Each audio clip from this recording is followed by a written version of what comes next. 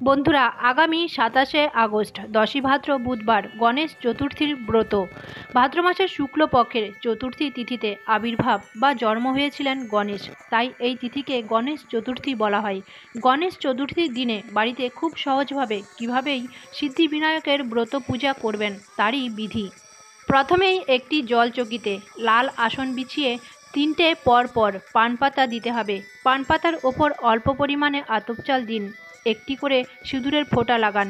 গণেশের বিগ্রহ বা চিত্রপটে প্রথমেই পঞ্চামৃত দিয়ে অভিষেক করান। তারপর গঙ্গা জলের মধ্যে ৫টি দূর্বা, ফুল, লাল চন্দন মিশিয়ে আরও একবার অভিষেক করান।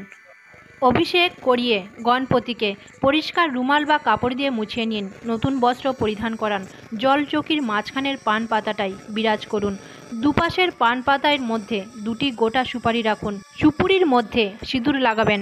গণেশের দুজন পত্নী ঋদ্ধি আর সিদ্ধির উদ্দেশ্যে গণেশকে পৈতে ফুলের মালা পরিয়ে দিন। গণপতির কপালে লাল সিঁদুর আর লাল চন্দনের তিলক পরিয়ে দিন। তার ওপর ২-৪টি গোটা আতপ চাল লাগান। চাল হলো অক্ষয়, তাই জন্মদিনে তিলকের ওপর চাল লাগাতে হয়। ২১টি দূর্বা দিয়ে আঁটি বেঁধে লাল ফুল সমেত গণেশের চরণে নিবেদন করুন। দূর্বা আর লাল ফুল গণেশের খুবই পছন্দ, তাই এগুলি নিবেদন করলে গণপতি খুব সহজেই প্রসন্ন হবেন। সামর্থ্য অনুসারে ফুল দিয়ে সাজিয়ে দিন। ধূপদীপ জ্বালান। গণেশের পছন্দের ভোগ লাড্ডু, মোদক, কলা।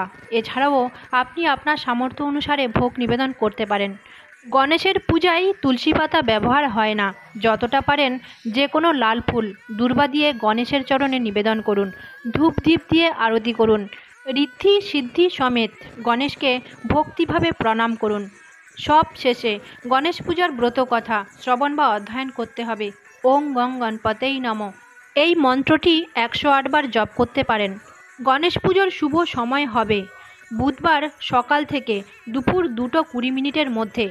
বন্ধুরা, গণেশ হলেন সিদ্ধিবিনায়ক, বিঘ্ন নাশক, তাই গণেশের পুজো প্রত্যেকের সামর্থ্য অনুসারে করা উচিত। ওং গং গণপতেই নমঃ। জয় গণপতি বাপ্পা।